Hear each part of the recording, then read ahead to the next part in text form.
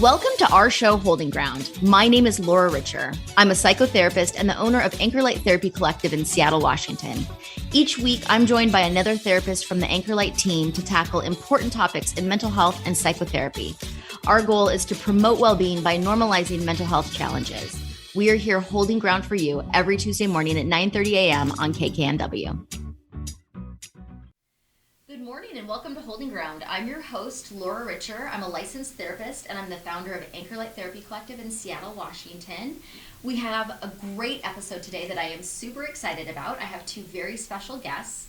Today we are going to be talking about female friendships and the positive impact that platonic relationships have on your mental health. I consider myself to be very lucky in that I have always had really great friends, and I know that this isn't true for everyone, but for me, female friendships, for the most part, have been a source of fun, comfort, and nurturing and stability in my life. So today, perfect for this episode, I have two of my besties joining me, and first I will introduce Shaylee Knutson, who I happened to meet in the 4th grade. She moved into my neighborhood in somewhere around 1985, and the rest was history. To share all of our stories with our listeners would probably be inappropriate, but also will take 100 episodes. But we've been through a lot together, going all the way back to being little kids in the 4th grade. We used to like to play school and make our little sisters be the students so that we could boss them around. And then we went to high school together, of course, and we were always scheming to make sure that the other one had a date for the prom, just essentially so we could go together. We've been through weddings, funerals, breakups, divorces, countless hours of time logged on the phone, and everything else that happens in life in between. We have been there for each other through all of it. I love this story. I've told it a million times, but I think that this pretty much sums up my relationship with Shay. When I was going through a breakup, I was living out of state, and Shay flew down to help me move back to Seattle. No questions asked. It was assumed she'd come and support me through that. We spent 3 days in the car. We laughed. I cried. We never even turned the radio on once. We talked the entire time. We've never run out of things to talk about, and I can't imagine that we ever will. So, Shay is one of the funniest, most reliable people that you will ever meet. She's the only person I know that had perfect attendance in high school. Oh my goodness. She's a mom to a soon-to-be a full-fledged adult 18-year-old. And she's worked for a major insurance carrier in the Seattle area for over 20 years. Her special gift is remembering everyone's birthday, and she has a very special flair for customer service. So, Shay, thank you so much for being on my podcast. So, what do you think? How did we make this work? How have we been in this long-term relationship for going on 40 years? Long-term relationship. Well, I mean, we have so many memories. We could be here forever. Some things that stand out, we lived so close together, and we had sisters that were the same, younger sisters that were the same age, and they were also friends.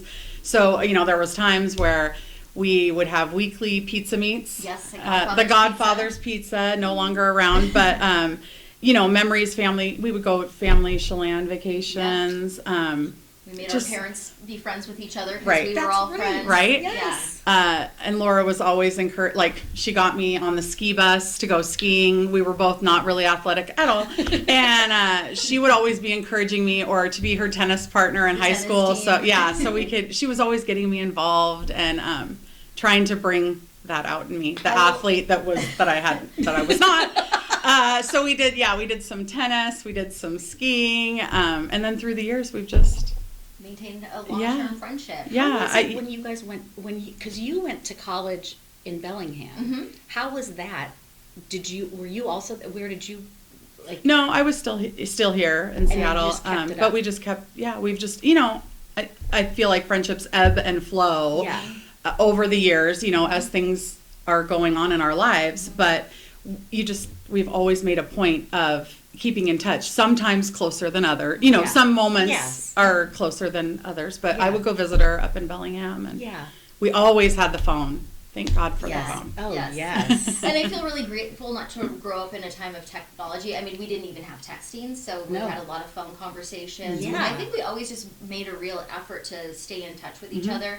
And we were in different phases of life. When Shay had a small child, I was off. What was I doing? You were mostly, in Arizona. Yeah. doing all kinds of adult board type activities, but we didn't have a lot in common at the time, but we still always kept in touch with each other. And so I think that has been a key to our friendship. And plus we just always have a lot of fun. Yeah. Yes. Yeah. And I mean, I can't think of very many people that I could drive in the car for literally 2 days, never even thought of turning on the radio Yeah. because we just have too much to talk about. Yes. Solving the world's problems, Yeah. one conversation at a time. Always. Well, Shay, thank you for being here. Yes. And then also with me today, I have Andy Lucas. Hello. And Andy Hello. and I have been friends for about 10 years now, which seems really hard to believe. I can't believe that. I always think Oh of you as my gosh. new friend that I just made, but a decade has gone by, like, in That no is time. Crazy. Okay. So me and Andy really hit it off from the start, and it was really interesting when we met. We were in very similar phases. We both found ourselves single and kind of starting over in our careers at a time when you might not expect that, in our late 30s, early 40s. We were both trying to launch new businesses at the time, as well as navigate the dating scene. Which could be a full-time job in its own. And unlike most of our friends, neither of us were married, neither of us had kids. We were newly self-employed entrepreneurs. And with that, we had an abundance of free time to do fun things. Yes. And we also had an abundance of uncertainty about our futures. Yes. So we were each other's plus one for many years. We spent many nights having deep conversations over a glass of wine, commiserating about the unfortunate dates that we went on. And really, I think the most important thing and like the foundation of our friendship, it was we were really supportive of each other. We encouraged each other, especially with our businesses, Yes. and with everything. And I just really felt like, you know, the stars and moon kind of aligned, and we were meant to come together because we were we were living such parallel lives at that time. Absolutely. Yeah. And as luck would have it, we both met our now husbands within 6 weeks of each other. So we continued on the same trajectory. I know, it's just so crazy. Yeah. And I often think of that if you had met your now husband or I had, but the other one hadn't, that would have been kind of very difficult, Yes. right? Because we were each other's partner in crime for all of it. So Yeah. then, it was perfect. We got very lucky, and it so happens that our husbands are now friends. I So know, I love that. it all came together. So I will ask you the same question, Andy. How do you think we've made this decade of friendship last? I think it is being very intentional. When we decided to be friends, because we had a professional relationship, it was intentional. Like, you know what? I like you as a friend, and I'd like to be friends with you, so we have to shift. Yep. Shift. And it was awesome. You know, I am not necessarily a phone person, but we talked a lot on the phone Yeah. as you were driving to work and stuff. And then we did have the technology, so texting was a big Yes. thing. But it's just, you know, I really like you as a person. Your friends are fantastic. And so it's just, it's been easy for me to kind of feel so comfortable with you and want to be friends with you. And that is a great point. Andy just easily stepped into my friend group that I really had created in Thank you, high Shay. school Yes, and earlier. yes, and thank you. We have all become friends now, which has been great. All right, so I, again, feel very lucky to have great friendships in my life, and I know that that's a source, for some people, it can be challenging to find good friends or to know how to cultivate that kind of support in their life, so that's what we're going to talk about today. How important are friends? What is the impact that it might have on your mental health? So here's what we know. Friendships are meaningful regardless of gender. Humans are social creatures, whether you're an introvert or an extrovert. We crave being around others. Friendships give us a sense of community. We like to have like-minded individuals in our lives. And a healthy friendship can teach us a lot about empathy and trust, communication, integrity, and other characteristics that we need to really for the evolution of humanity and our survival. Yeah. So friends are really important, but then women take it to the next level. Always. So what we know about female friendships is that they are essential to our health. And I found a really interesting quote in Psychology Today about that, and this is what it says. The research behind the importance of female friendship is strong. According to a study published in the Journal of Clinical Oncology, women with early-stage breast cancer were 4 times more likely to die from it if they did not have very many female friends. Oh my That's crazy. goodness. Yeah. But that Wow. doesn't surprise me. It doesn't right? surprise me. No. Conversely, women with early-stage breast cancer with a larger group of female friends have a higher survival rate regardless of the physical distance between these female friends. As women, we rely on each other to give advice, be a shoulder to cry on, be an emotional support system, hold and protect secrets, boost, yeah, there's a lot of that, and boost self-esteem, and lend a listening ear. Our girl groups are strong, and as a result, a solid and healthy female friendship is something that every woman can benefit from. Yes. So, what do you think about that? I have a very good friend who she went through breast cancer, and she had a very tight knit group of women friends around her, and she's a survivor, all of it. I think it is so important, and like you said about sharing secrets and everything, and just talking. Our husbands and our boyfriends and our male friends, they can hear it, but they don't. There's something.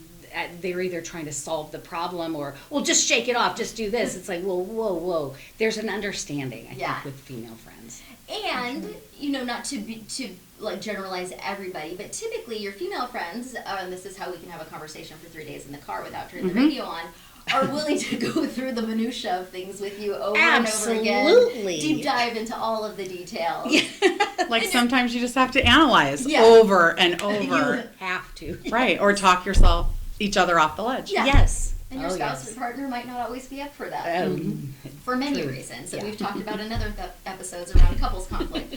But, you know, to speak to what you were saying, Andy, even science proves this, that platonic closeness gives us a healthy stress-busting boost of the feel-good hormones. So oxytocin, dopamine, serotonin, all of the good brain chemicals that are vital to our emotional well-being and physical longevity come through having close connections with friends. Yes. I love that. That's good. I never even thought about the oxytocin, like all of those hormones that Yeah. they really, it happens when we're all laughing. Like it just feels so good. And even if we're sitting around commiserating about something, it just feels good to have the friendship and the love around. The support, Yes. for sure. Yeah. So, and especially now coming out of the pandemic, friends also give us a sense of belonging, and they help us cope with feelings of isolation and cope with our life stressors and the world around us. So, I want to ask each of you this question.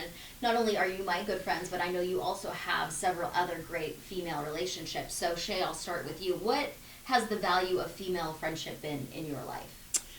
So I was thinking while you were talking about the breast cancer example, as we've gone through just over many, many years, parents passing, divorce, just even everyday little challenges, being frustrated in traffic, because we do often talk when Laura's traveling, you know, like when we're in. Yeah. And I do remember that when both of us were going through a divorce, it was just at the exact same time. It was very, very challenging. And so I vividly remember many mornings we were both traveling to work, and we would do like a daily check-in.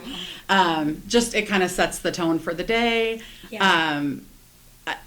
And just having, you know, her say what's going on. I think that's another thing that has, when you're looking for friendships or evaluating if someone's going to be a good fit, having them be, you know, sometimes you'll have someone that will just call and just give you all of what's going on in their life and never ask, like, how are you doing? Yes. You know, but with us, it's always been back and forth. Yeah. She would say what's going on with her. I would say, you know, and we would have that give and take. And I think that is so important because we're both getting something out of it. Otherwise, you know, it's not like we're just dumping on each other. Exactly. So I just love having that, set the tone for the day, check in with your person.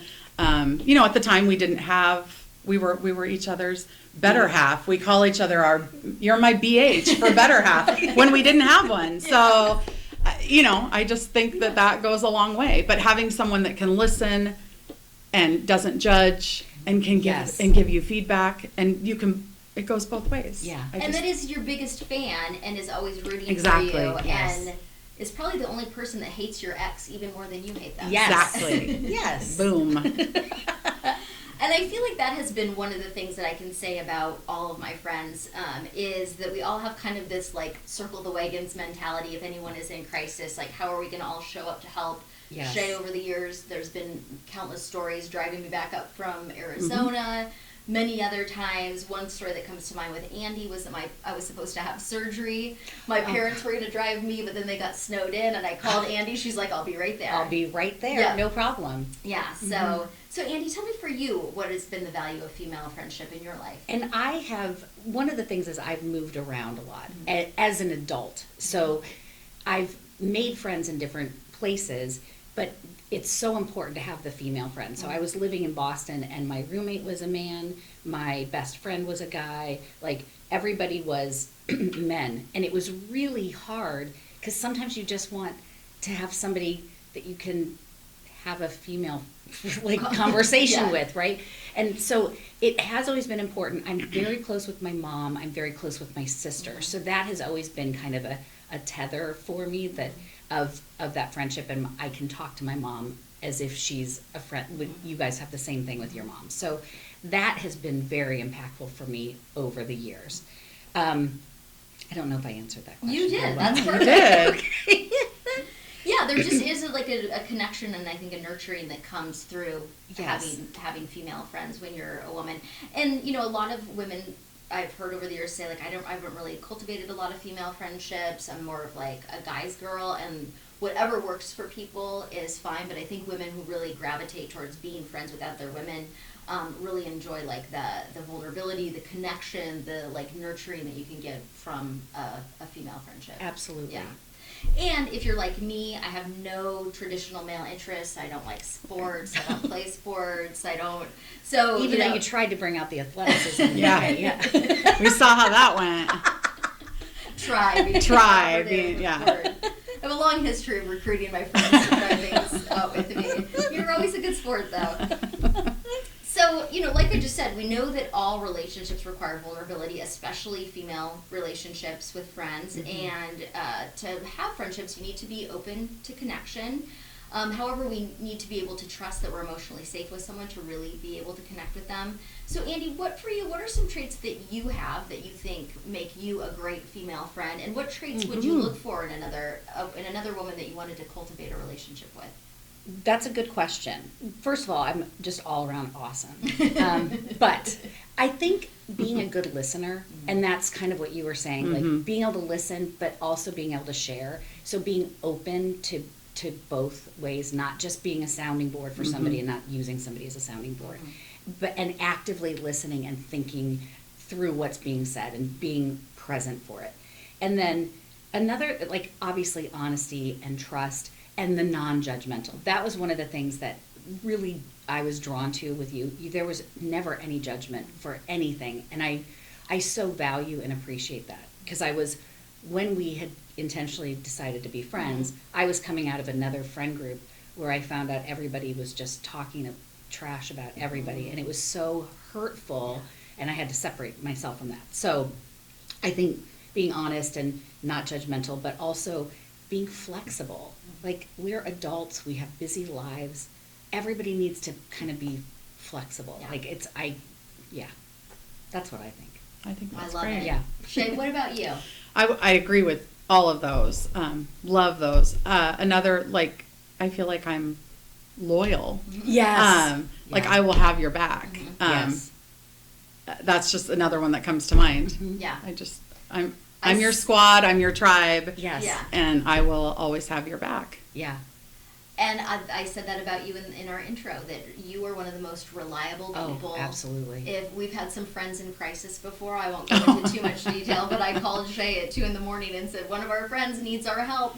She said, I'll be ready, and I think I picked you up, or you picked me up at like 3 a.m, and we were off to Whatever we need to do. address Yes. the situation. Absolutely. So Shay, you can call Shay at 3 a.m. if you need to. Well, I appreciate that you'll even answer. I will. I always leave my ringer on. Oh my gosh. Yeah. I have mine turned off. My mom called me yesterday. I was like, I didn't even see the phone ring. Didn't see the phone ring. What world are we Give her living my in? number. Okay. I'll call. Yeah. I'll answer. If Vivian needs to talk. Well, so I have always found it very easy to have and maintain friendships, and I don't think that that's true for everybody. And I've had other relationships that I found very challenging to maintain. Romantic relationships, work relationships, not necessarily as easy for me, but friendships have been a place that I have felt secure, and it has been more of an easy experience. Do either of you feel that way about your friendships? Do you feel secure in your relationships with your friends, or do you ever feel insecure in your relationship with your friends?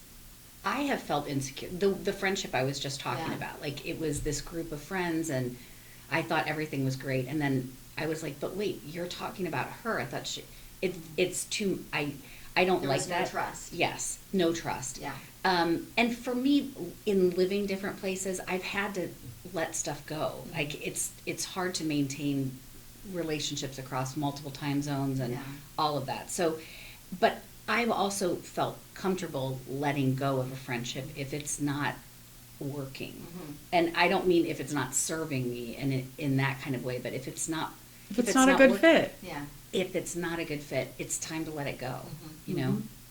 Have do you? you think? Yeah. Well, we were kind of talking before this, if we're adults, we can pick who, it's not family, we get to pick who we want to hang out with, we get to Yeah. pick who we want to connect with, bond with, hang with, and if it's not a good fit, it's okay. It's okay to let it go. If Yes.